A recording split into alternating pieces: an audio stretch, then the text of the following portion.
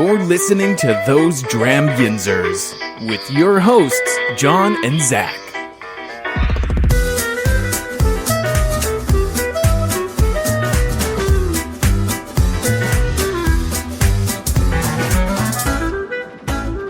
Hey everyone, I'm Jon. And I'm Alex. And welcome to a special edition of Those Dram Yinzers, where we drink days 16 through 20 of the Pittsburgh Whiskey Friends Whiskey Advent Calendar, and then talk about it. For everything Those Dram Yinzer, please be sure to visit thosedramyinzers.com.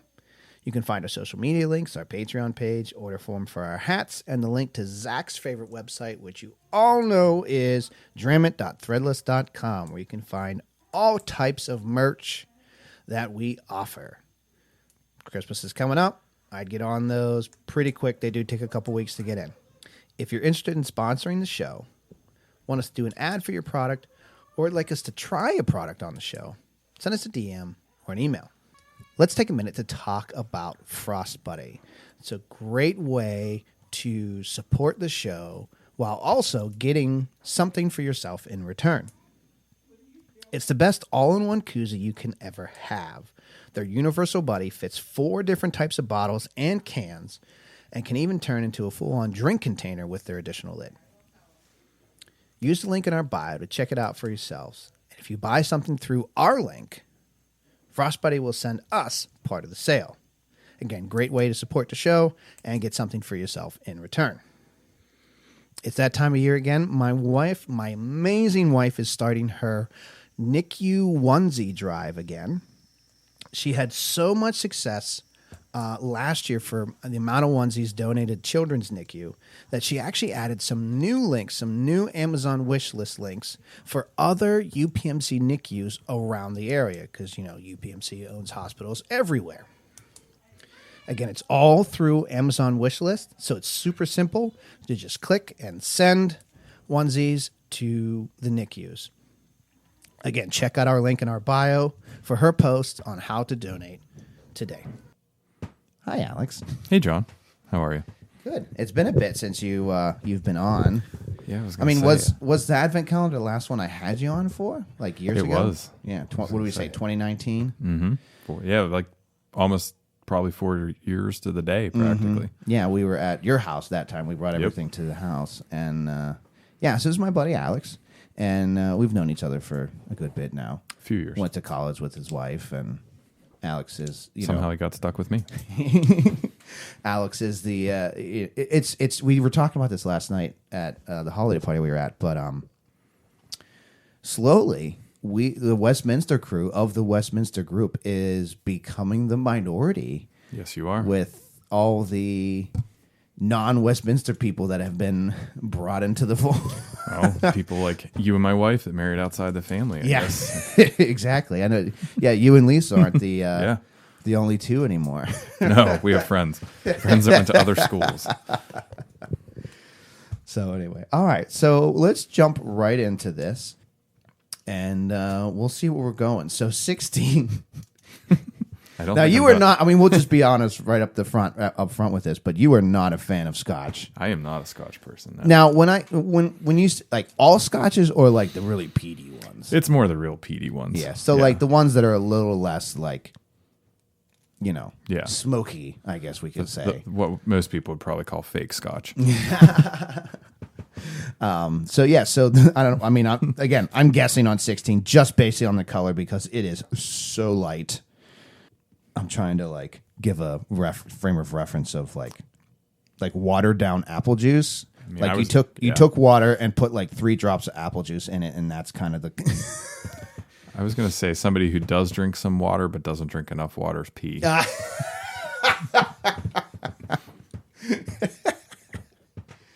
Yeah. Okay. I mean. It's really quiet in here today. Connor's not here. So usually I have like, I can kind of hear the background noise of like him like watching TV or playing upstairs, but he's not here. He's at my mom's. There you go. So no real peat. Mm-mm. I mean, I am a Scotch fan. So do you have any peat on that because you're not typically used to? I could possibly sense out a little. Yeah, but it's not like the prominent. No, it's not like smack you over the face. Here we are. No, it's very crisp and a little like briny almost. I could get, yeah. There's almost that I don't say this in a bad way, but a vinegary sort of. Yeah, and like briny, salty, but there is some nice floral notes as you really get in there. Not at all what I was expecting of the nose based off the color. Again, you know what happens when you assume. There's almost like a gasoline quality, very faintly, Like when you so breathe like, in the deepest part of the breath when you're inhaling it. Yeah, typically when noses are not weak, this I don't want to say weak in a bad, but like when noses are more lighter, you definitely like that alcohol ish will definitely shine through a lot more. Though I feel like now you just tasted it, but I was gonna say before tasting it, I feel like there could be a burn to this because I'm getting on a deep inhale a little tingly in the nasal passage. That's interesting, right? Okay, I'm going to reverse a conversation we had last night at said Christmas party. You were talking about red wine that had been aged in a bourbon barrel and picking up the bourbon. I almost get a hint of like a citrusy sort of white wine note to this. For sure. There definitely is some sort of like fruity. Honestly, I was going to say is like almost like a fruit wine, kind of like a very, that is very interesting. Yeah, there's almost a like I feel like I'm drinking, no joke, like grape juice. I know we made that joke about apple juice, but like, wow. There's a definitely a white wine, probably like a. I'm gonna go as being someone who's turned into a wine snob. I say you more. If anyone's if anyone can talk about wine, it's definitely you. I've fallen off the whiskey, bourbon, rye train a bit and fallen into wine land, but I'm getting almost like a Sauvignon Blanc kind of vibe to this, like almost as if like you aged your. Like whatever this is the like spirit this is a finished, yeah. Like not quite Chardonnay, which I feel like would be more the logical choice if you were picking a white wine barrel to age or finish off a bourbon or whiskey in. Surprisingly, I haven't. I mean, again, I'm not fully up on my finished whiskeys, but I don't know if I've seen a lot of like Chardonnay finished. Like, I have not. I tend to look for those crossovers, whether it be a wine finished in a bourbon barrel or. And if this isn't a wine finished whiskey, I don't really feel like this is any sort of Scotch. Even like the very like non-peaty forward one like regions, like I'm not getting any sort of like this might be. I taste a little bit of the peat, but not in a bad way. I mean. At first blush, I would have almost said like a kind of a non-traditional country's whiskey, being not like the UK or the like States or Canada, but the lightness of this makes me feel like this isn't something American. I would agree because I mean there are American ones.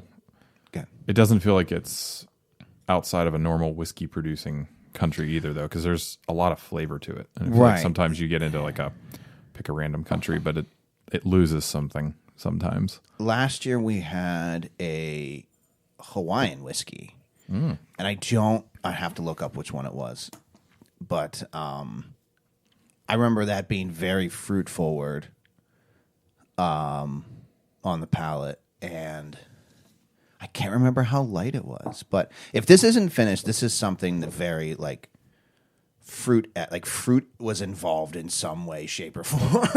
You know what I mean? Mm-hmm. But I definitely don't think. Have you smelled it again since you drank it? Because it almost has a different smell now. I still get that very floral. Getting something a little earthier in there, though. Like, yeah. I kind of like it, though. Mm-hmm. I don't hate this. So I'm I'm going to go non-American.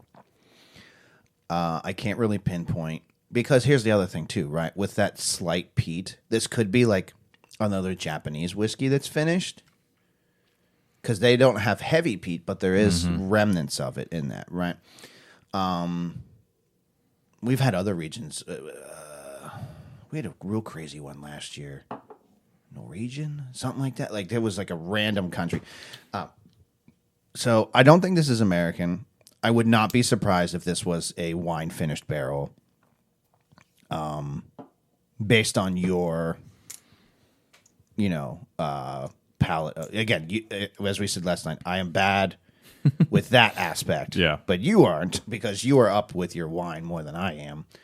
So I'm going to say, let's see, non-American, 85 on a proof.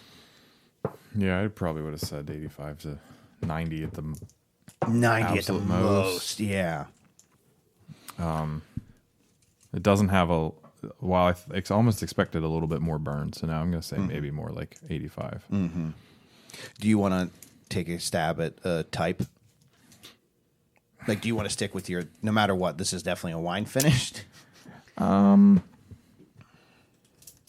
mean, I feel like odds say that it's not because I don't know how many of those really exist. But, I mean, I don't know. I still wouldn't roll out some sort of scotch. Mm-hmm. But that might just be me projecting. I'd say scotch-ish. It's either scotch-ish or it's a really interesting whiskey. Mm-hmm. Haas, downtown, or throw it out? I actually enjoyed that. I think I'd go Haas. Mm-hmm. I love making you say Pittsburghese. I know. Despite being born and bred, it feels natural sometimes. No, I'm gonna agree with you on the Haas. I very much think this is ridiculously interesting, and I would totally make people try this at the house.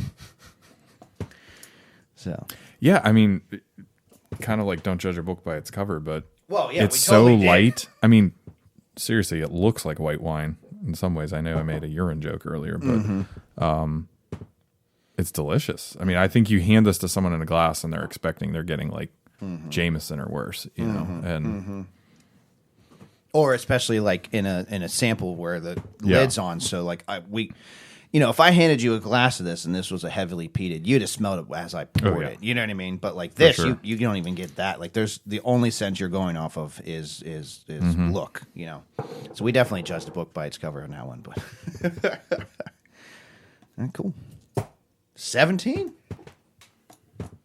And while you've definitely fallen down the wine rabbit hole as much, more, but I still keep bringing you back to the whiskey, so the whiskey side of things. Oh, I still have plenty of it in my house.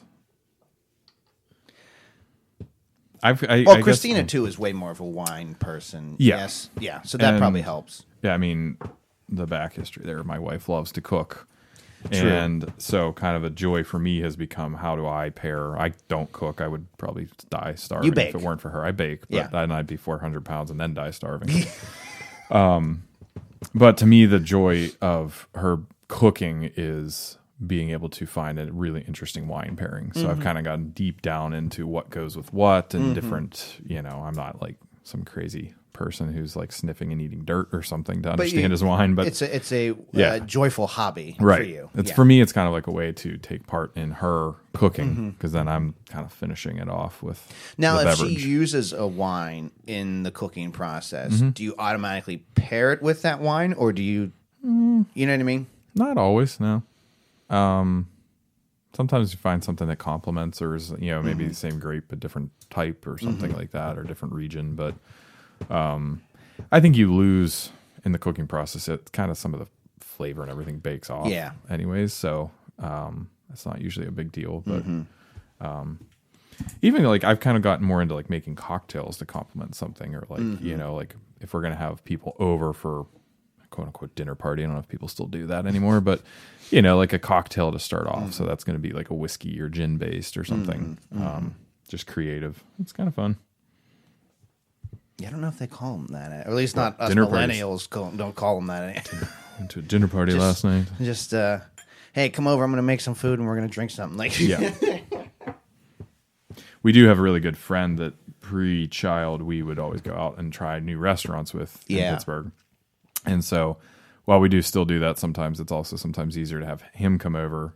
And we do like wine and drink pairings. I make a dessert. Christina makes dinner. You know, so I guess we do still have dinner parties. But we've been trying more restaurants in the cultural district as we've been going to shows. Yeah. So our little crew of people we go to a show with, we usually start it with a dinner at some either cultural district, Market Square, you know. We've done some in the Strip before, you know, like somewhere where like we can, you know, get to the theater easily. Some have been really good, some have been really bad. There was one in the cultural district who I was just like, I don't even remember the name of it, but it was so bad. It's probably good. No bad press. It was I don't remember, but I was excited about it because it had one of the tap walls where like you get like a prepaid little like card, and then you can just fill up whatever one you want. So I was excited about that aspect of it, and that's what they like pride themselves like. We have a thing, and it was like 10 taps, and most of them weren't working. Oh, that's not cool. Yeah, and like their bar was bigger than their tap like thing, and I was like, this is what you guys are. Anyway, and the food wasn't that great either, and you know, I don't want to say the service was bad. Our server, I'm pretty sure it was like her first day ever being a server. So like, you know, there was a little bit of like things were missed, but I you know, I always give the benefit of the doubt to a server, especially when you can kind of tell like, oh, you're really new at it, you know. Yep. But yeah, we won't go back to that one. We went into the Eagle. Yeah. That one's pretty good. I enjoy that one. Last time I went there, I had a Guinness because it was St. Patrick's Day, so I was like, When in Rome. yeah. So yeah, but Could have had an Irish whiskey though. I could have, but yeah, You do run a whiskey podcast. I do. Just saying. Well, I have Makers and ginger ale when we go to the theater, so Well, that's not Irish whiskey on. I St. know. Patrick's Well, Day. no, but I mean like consistently. That's usually what it. Although the one time Lisa spilled it. Uh-oh. She like Party moved her foul. foot back because I had it set on the thing because you know they have the little lids on it, and she moved her foot and 17. Wow, Interesting. it's like a candy coated something or other. That is a great nose. Almost get maybe like a cherry. Candy, like you said, like candied cherry. I'm thinking of those like the cocktail cherries you drop in like a Manhattan or something. Yeah, definitely can see that like dark fruit, like yes. Maybe even into plum almost. Like dark fruit just kind of jogged that in my mind. Or even like a butterscotch candy, you know. It's real nice. Yeah, I almost would go molasses in a way. Yeah, kind of I like could that definitely- deepest note when you inhale. For sure. Yeah, because like brown sugar wouldn't be a good descriptor, but molasses, yeah. No, there's something else darker in there than brown sugar. I don't know that I was prepared for it to almost taste the same way that it smells. Up front, I got that, and then it leaned into like a white pepper in the middle, like a white pepper spice in the middle, with almost like a tobacco finish. Like I smoked a cigar. You know what I mean? I'm with you with the pepperiness. I was gonna say it almost finishes like that candy, though, like a Fireball candy, in a way. Not the fake whiskey. Right. Like the actual like hot cinnamon candy. Yeah. I could definitely see that. Real like there's also like a grassy like grain note in there as well. I almost just got like a touch of almost like a Granny Smith apple or something tart in there too, like in a Definitely is like a back note sort of. Definitely has that drying aspect on the finish. Yeah, that's interesting. I can't pinpoint that though. I don't know what the hell this is. It could be. So with that It's green, not a Scotch, I don't think. it's definitely not. With that grassy, grainy note, makes me feel like just because these are more up and coming and these are starting to mature, and so more places are having them, but some sort of like American single malt. Yeah. I was going to say, I don't. It feels American. It's not. It doesn't have the brown sugary honey kind of vibe of a bourbon or anything. Correct. I get almost a rye-esque vibe to it, but not quite there. Yeah, that's what makes me very much go to like American single malt. Because while there's a hint of ryeness in there, but not a lot of bourbon, right? Mm-hmm. I don't really think this is like a blended, just like a standard blended American whiskey. Because of that grassy, grainy note that I'm getting there as well. That's what makes me feel like an American single malt. Again, I know that they're also coming up in popularity, so it would make sense that they would make their way into this calendar. You would know better than I. I'm going to go a little higher on the proof, though. I'm thinking at least 90. I get a little more burn on this one. I could see like, I'm going to say early 90s, like 90 to 95 for sure. If this is higher than that, that's amazing. I'm always happy when I think it's like 90 and it comes out like it's 110. I'm like, great. I have been drinking too much. That too. Yeah. That's why I do like having, especially on these like these blind ones, getting people who are still newer to whiskey and their journey of like, especially like just like fully tasting whiskey, you know, because like it's just fun to hear a non, you know, tainted, I guess, you know, palate. Because like for me, like I'm saying like, oh, that might be like 90 proof, but it might be like 115. But like because I've drank so much, like 115 is nothing to me, you know. But it might be to somebody else. This is, I'm sure, blasphemy to many listeners, but I love a good whiskey cocktail of some creation. I feel like this would be a good one for some sort of spicy kind of fall wintry mix. Like sometimes you don't want to go too high if you're mixing stuff in, but I feel like a good old fashioned or something this might taste good in. Did you? If you did, I didn't write it down. Did you guess a type? I'm just gonna say at least an American whiskey. I don't know about all this single malt business stuff, but if it wasn't for that grassy note, that's the only thing that's really pointing into that. Rating? I would probably go downtown on this one. I don't think that I need to have a bottle at home. It's, 16 was one I think I could sip repeatedly and get something different out of each time. This is enjoyable, but not something I probably need at home. I think I'd go Haas on this. It's interesting enough to pique my curiosity. Again, this could be a good, regardless of what it is. This is good. This could be a good intro whiskey into whatever the hell this actually is. You know what I mean? So I do love to have a lot of those. For just like an easy drinker, right? Like I could put away a glass of this real easy. But also when I have other people to the house, like when you and Steve and like Ryan, you guys come over, I have a whole separate set of things that I pull out for you all. You know what I mean? But like typically these things spin around and the good stuff's actually the good behind stuff's them. behind it. Yeah, it's actually like it's a Murphy wall. Actually, all those bottles are fake. But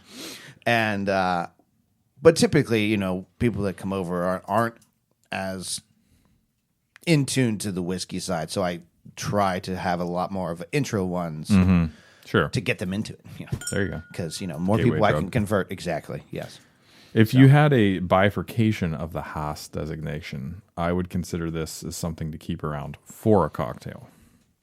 So type. that's I was going to ask you that with your downtown rating made sense because you brought up the cocktail thing, and I feel like if you were at a restaurant or a bar somewhere and you had a cocktail similar to what you were describing that had this whiskey, and you knew that was the whiskey, I feel like you would go buy it exactly. Yeah, which is the exact definition of downtown. Like you tried it somewhere, you found something you liked, whether you liked it or it in a cocktail. Yeah. Because I tend to think of my stuff at home that way of, is this something I'm going to sit and sip, or is this something I'm going to make in a batched cocktail for 10 people that are coming over? Yep. Makes sense. Ready to move on? Yep. Told you we fly through these. Man, I thought you just threw back a shot of that. No. I was trying to Aggressive. I was trying to cleanse my nose. Yeah, I know it's just the afternoon at this point, but Barely. It is now. It has 2 ticked minutes. over to 12. interesting. I almost don't smell anything after the last two. Well, yeah. Definitely way more like spice notes on that nose. Very much a little bit of baking spices. Not very, very heavily on the baking spices. I'm talking a clove, a teeny bit of anise in there.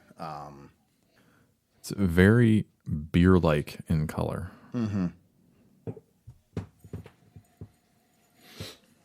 Seriously, I almost can't smell this. Maybe I got COVID in the last 2 minutes. Well, honestly, that is something that can happen, especially if we get especially if something in R5, right, that has a very strong nose early on. The other ones, if they don't have a strong nose, it's going to be hard to pick things out.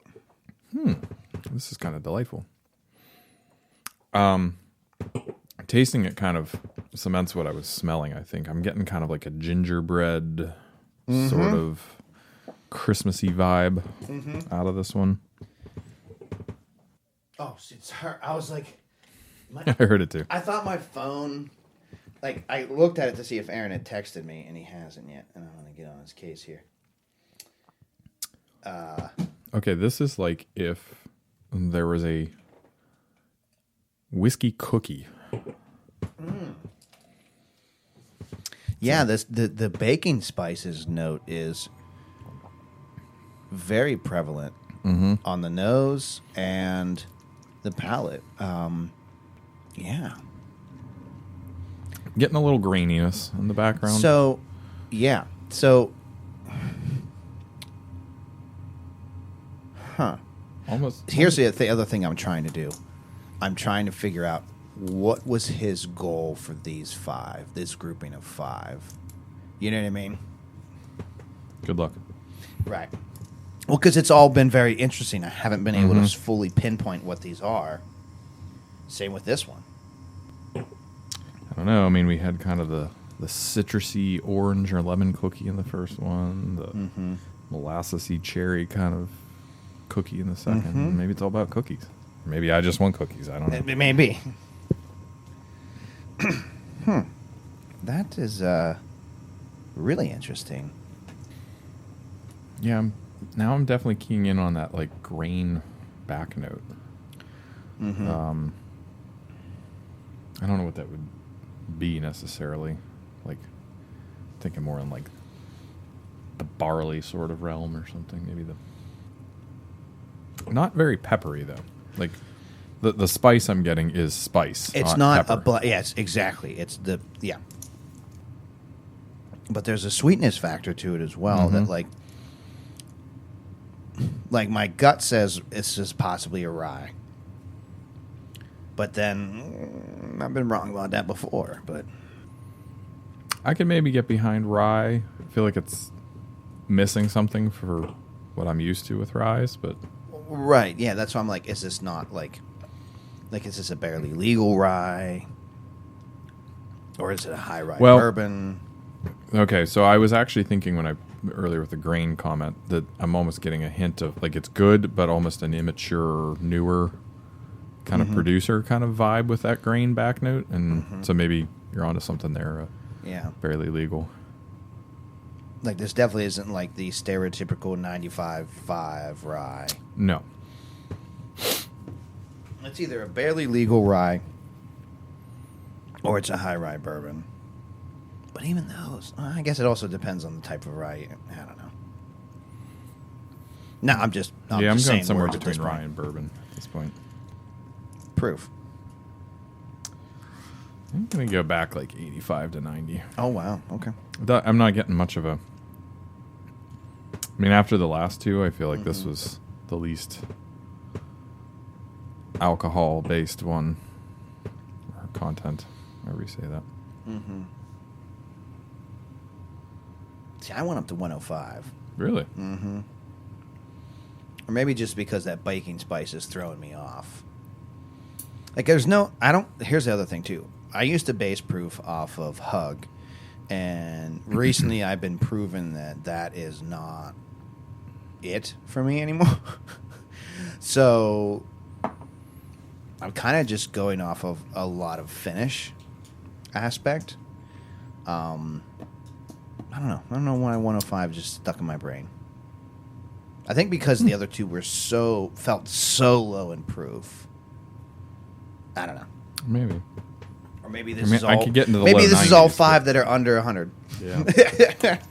It doesn't feel like being someone who doesn't drink stuff in that territory very often. Mm-hmm. It's not hitting me in the chest like those normally do. Right. Okay, so our guesses are we're either going on the cookie train here with these 5, or possibly all under 100 proof. They could both be the same. Or Or both. true. I mean,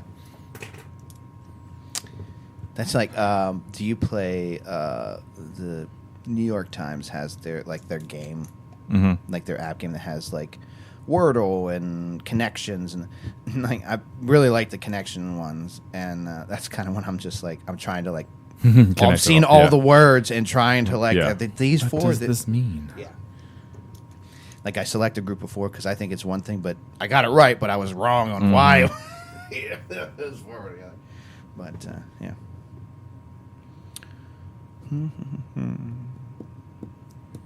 I don't know what I'd rate this one. Kind of torn between Haas and downtown. There, I said 2 Yinzer words You in did one. in one sentence, and you said Yinzer. Yeah. Said 3. I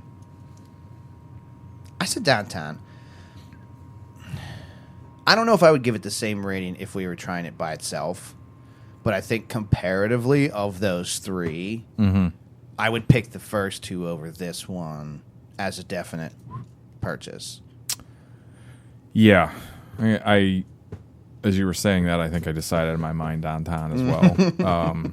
If you showed up at my house and gifted me this, I would gladly take it. And that's actually that should be like a health, third. That should be a third or 4th category. That's like you gift. know, yeah. If someone brought this to me, I would not be upset. Right. That kind of works both ways though, because there's like stuff that I'd gift people that I maybe wouldn't buy and keep at home, right? Because it's interesting, or I think they might like it, and vice versa. There's things that like I would probably never buy that I get gifted. I'm like, ooh, I like For this. sure. So, I mean, 2024. I'm you're gonna vote for expanding the categories here. There you go. You're the reason why Double Oaked is my favorite. I never would have bought that for myself if you hadn't bought it for me when we. Well, okay, that's a great example of a gift. I'd never had that before. I bought that for you for the when Connor was born. Mm-hmm. Yeah, I just thought, ooh, I like Woodford, and this is the next bottle up. This dude just had a kid. Let me get him something nice. Actually, that is my standard when one of our friends is either pregnant or like going to have their first kid or whatever. That is my standard buy for them. Me too. Ever since then, honestly, if I know I'm going somewhere and I need to get a whiskey gift. I think I returned the thing and gave you that. Yes, you did when Adrian was born. I think. Yeah. I think I got it for Ryan. Yeah, as well. It is a. You can't go wrong with it. It's not the most exciting. It's not the most boring. It delivers. Yeah, it's it is. When I wanted to define what a $60 whiskey is, it's that. Yeah. That's one that I probably wouldn't think twice about throwing into a good cocktail at home, and also something I wouldn't mind just splashing in a glass and taking a couple sips from. There's only a handful that I have here that I have backups of, and that's one of them. Yeah. It's down Speaking in the of that, I need to get it back. It's down there somewhere, and the mess that is down underneath the bar. But But yeah. Tangent there, I recently rediscovered High West. High West. Which I don't feel like you've been able to find, or at least easily find around here for a bit. So they've been going through a couple of different things. So some of their stuff they stopped offering. People kind of fell off a little bit because some of their stuff used to be sourced and now it's their own product. So people kind of like, I guess there was a difference in profile. Sure. So I can see that. like that's what happened with Midwinter's Night Dram. Yep. Is that they switched theirs and a lot of people fell off of it. I still enjoy it thoroughly. Yeah. No, I have a bottle of I think that's Double Rye. I enjoy their products, and the Campfire one is fantastic. Double Rye that's a good solid. I feel like that's almost, for me, their Double Rye is the equivalent of like the Woodford Double Oaked. I also really like their Rendezvous Rye, which is one of the more, I don't know if it's a limited edition or limited release or what, but we were in Maryland with a family and spied several bottles of that and made their way home. Oh yeah, Double Rye. Yep. Can't go wrong. No, I enjoy their products, and they are I don't know what's going on, but they are, whether other people are also discovering, so it is harder. Like I know Midwinters, like you have to get to fine wine like that day or the next day, because that one definitely goes pretty quickly. Yeah. But yeah, I mean, I feel like Double Rye is typically there. I do love their Boo Rye, but I don't know if they make that one anymore. I haven't seen that in a while. I do love that one, but yeah. Good products. Again, people can chase Buffalo Trace products all day long because there are other, if not better, brands out there that just sit on the shelves and collect dust. And yeah, I don't. I think as I get older, I get less interested in chasing things. Oh, I hate and chasing. It almost kills it for me. You know, like really, like I have to do all this work just to enjoy something. Like. I'm going to go find something different to enjoy, you know, because it never lives up to the hype. Even if it is good, it's been so hyped by the time you get your hands on something. Yep. And then you do, and you're like, oh, dang it. I mean, I know this is very much blasphemy, but that's how I feel about Blanton's. I know I have that little mini bottle, but like Lisa and I were out to dinner, and I had a pour of it, and I was just like, and I had just had some Buffalo Trace, and I was like, this just, like there's like regular Blanton's. Like I know people say, that's not like their other products are better, but they're also not sold in America, so that's the other aspect too. And I don't feel like paying secondary prices. But I was just like, this just tastes just a little fancier than Buffalo Trace. So like, I don't. I get like that with wine too. I think there's something to be said in the wine world for if you spend more than $20, $25, but you start getting over that $50 mark, and the law of diminishing returns kicks in pretty fast. Well, I mean, price in the whiskey world, and I'm sure that carries over to other retail sides. Price does not equal quality. No. Oh no. I think in the wine world, it's probably a better indicator of quality than in the whiskey bourbon world.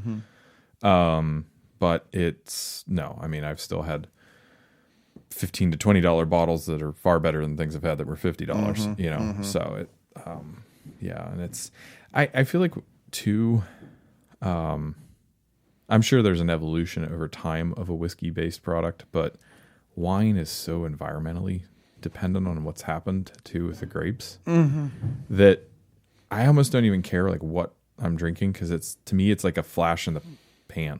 Like it was a one-time experience that went with a meal. I don't need to replicate it.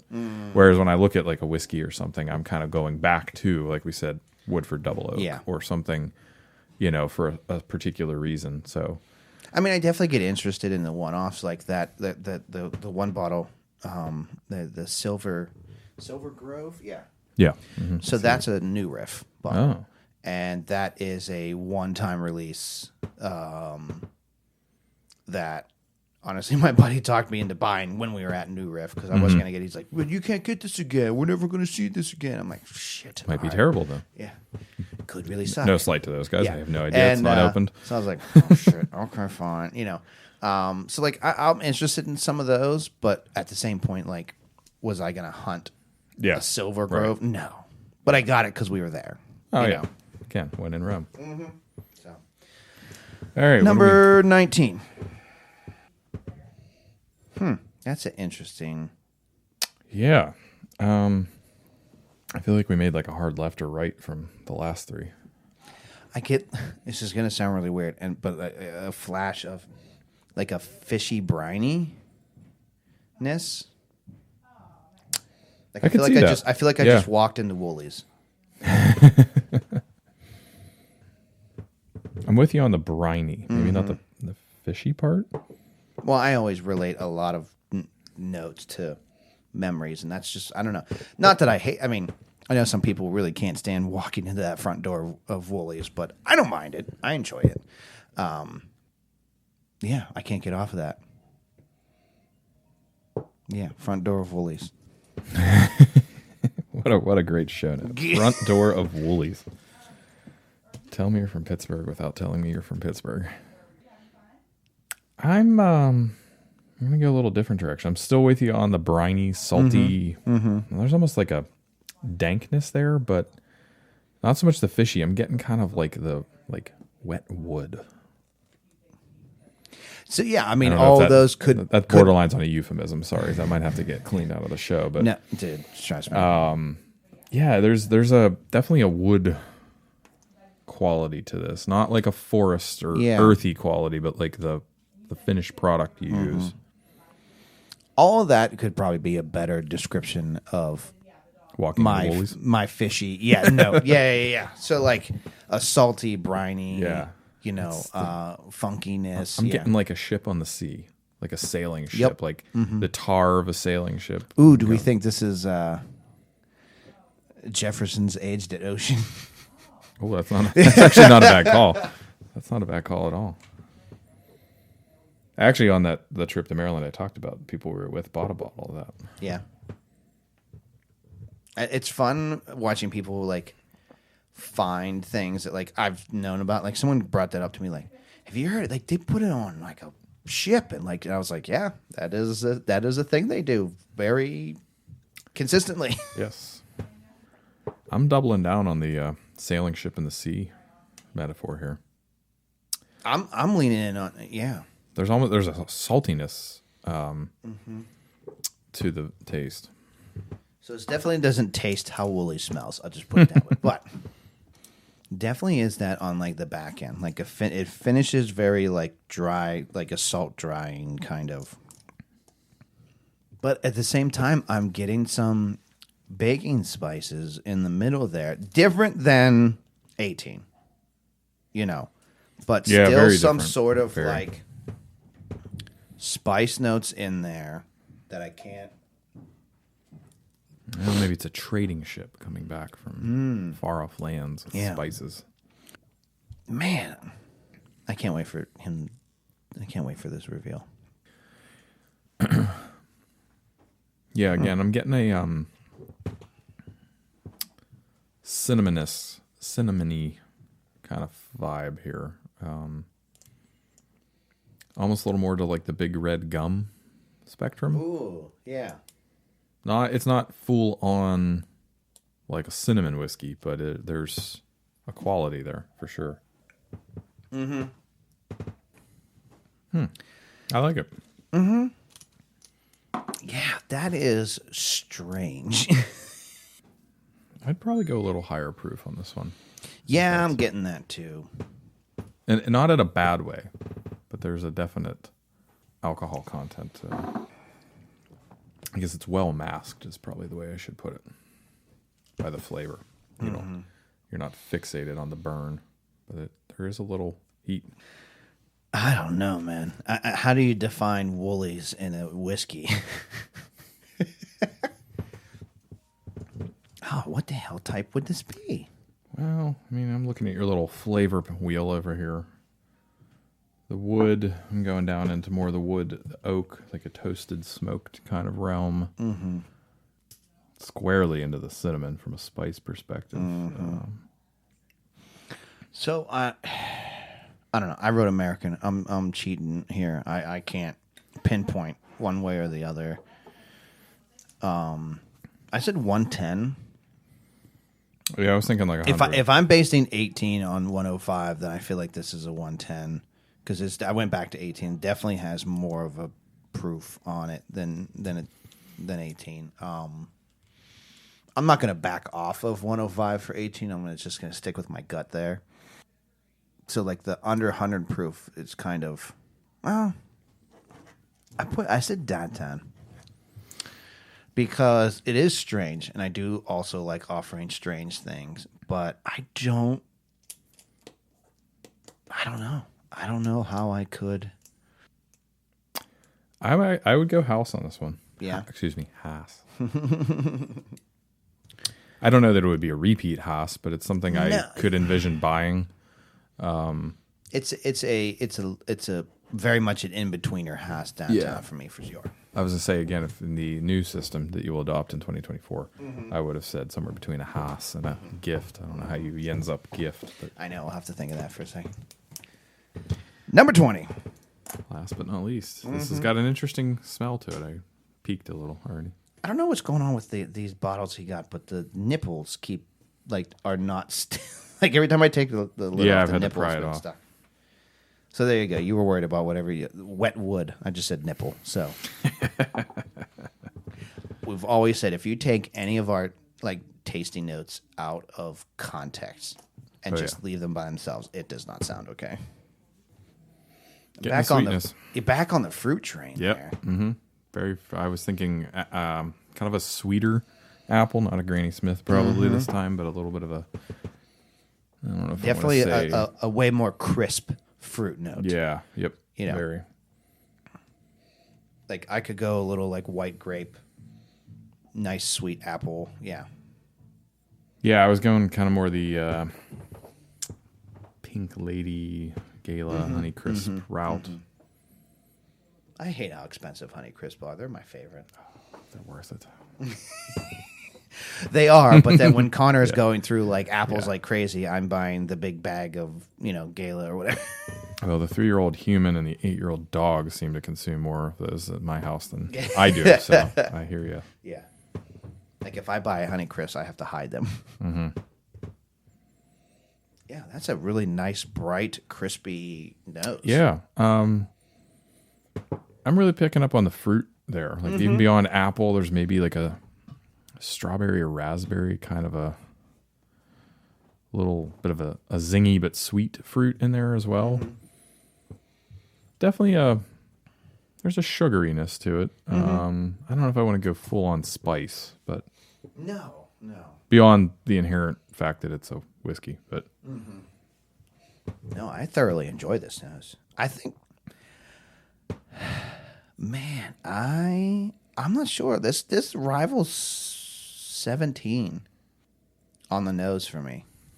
Yeah, this is there's a lot going on in this one. That's interesting.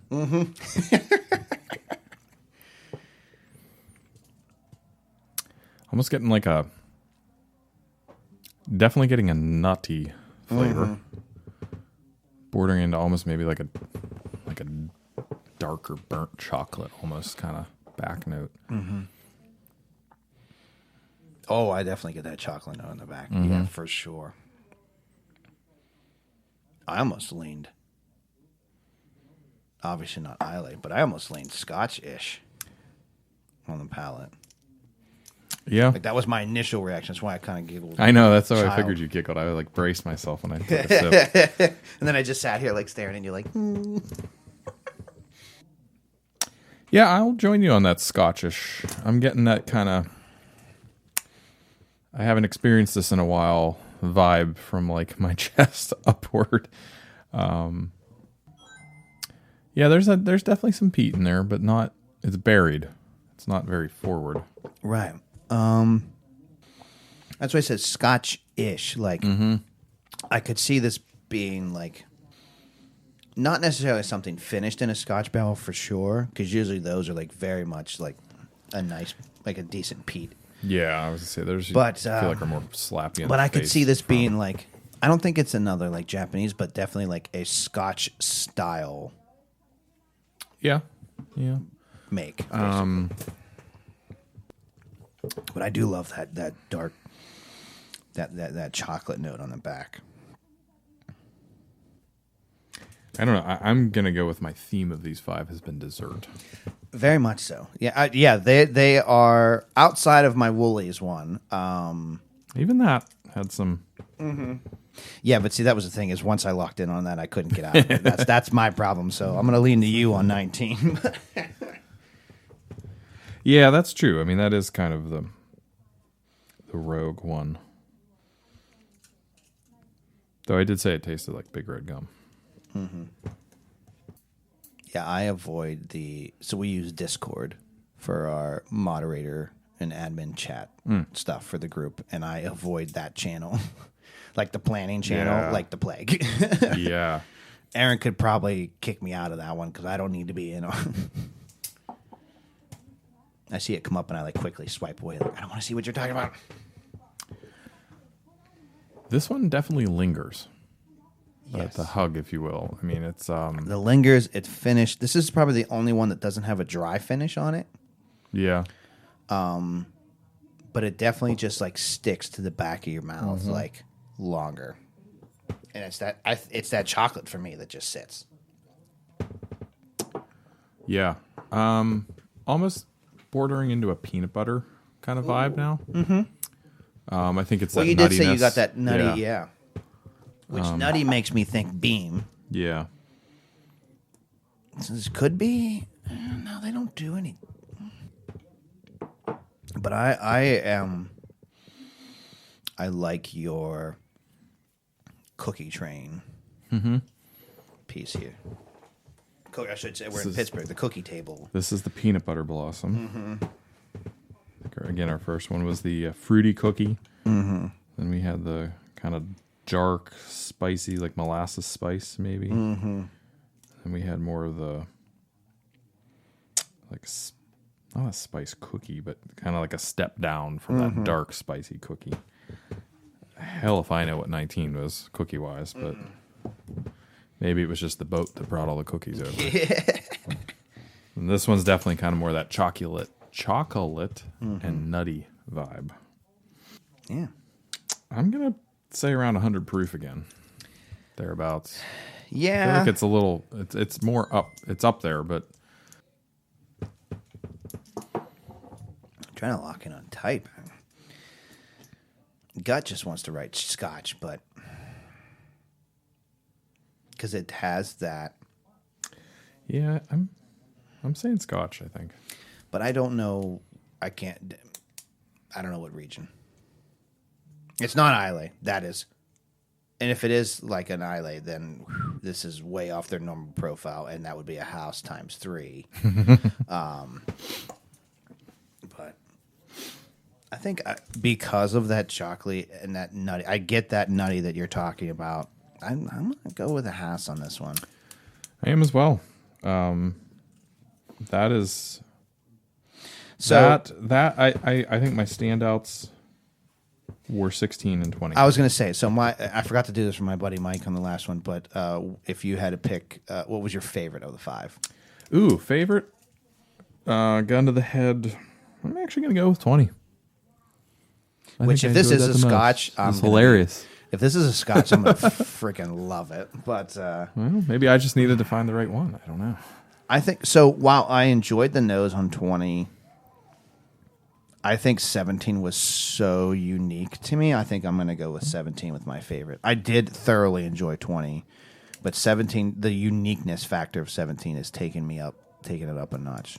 I mean, that's how I ended with that. That's how we ended up with that St. George Baller, the one with the samurai in the front. Oh, yeah. That I never would have thought to even grab that, but we had it. It was so unique to us. We were just like, yes.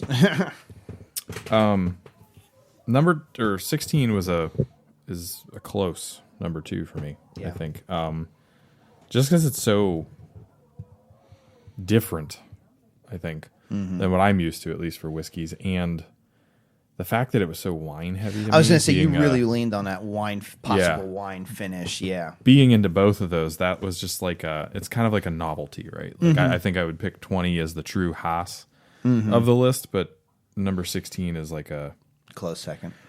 Kind of just like a fun little thing. It's well, it would also make sense with you being so much into wine. Yeah. That if there's some sort of wine finish, you would totally. I also I don't know how you feel. To me, well, you probably drink whiskey all year long, but to me, I kind of am seasonal in my alcohol. You know, I'm a big kind of gin person, more so in the summertime than I am whiskey, and this feels like a summer whiskey in a way. Number 16, something you could make an interesting summer cocktail with, or like you wouldn't mind just. Again, probably just a regular pour. Blasphemy to say this, but like drop a giant block cube in a 90-degree day and sit on your porch and just sip. Yeah, yes, I do drink whiskey all year round, but typically in the summer I lean way more towards just like very summery-esque drinks. Yeah, sure. But again, I'm a big fall person, so fall kicks off my whiskey drinking. Yep. My whiskey drinking and my very expensive barrel finished beer, like stout, like off the beer train. That is way out of my. Well, I enjoy it, but I enjoy it less because a lot of the barrel finished stouts, barrel finished porters are on the pricier end. I'm paying, $25 for a 6-pack or a 4-pack sometimes, so like that one I had at the Goose Island I had at my brother or at Connor's birthday, like that was I think that ended up being like 20, 25 for that bottle. You know what I mean? So like I enjoy it, but like in moderation because I know what I'm staring, Oh yeah, it's a pricey habit. Yeah. So I try to be smart about it. Better than illegal drugs, though. Cool. All right. Well, I'm glad that these 5 were the 5. It's kind of funny if really fallen into place with each guest host. I don't know what these are, but each guest host has been very geared toward each person, and it was kind of very interesting. And, I love, honestly, even though there's I gave about 2 downtowns. I loved every one of these. I wouldn't. I mean, I would. Those are like if I pulled one of any of these 5 out when you and Steve came over, like we would be thoroughly enjoying it. But I mean, 5 years ago, I would have probably said all of these were Haas's just for the hell of it. Now I just feel like I'm like, well, you know what you like. I discern a little bit more. You know what you like, and you want to be specific, and like you said, you're way more adventurous with grabbing bottles of wine. That's how I am. Like I said, with beer, I know what I like, and I will not buy it a lot because I'm going to buy a very expensive. Just nature, not like because I feel, expensive beer. No, just because the nature of barrel finished stouts and porters are just expensive because of the process. I am very picky with that, but cool. All right, so that's it for the blind, tasting. Alex will be back here in I don't know 10 minutes on our time, but 2 days your time. So I won't thank him yet because I'm not done with him yet. So for now, I'll just say see you next time.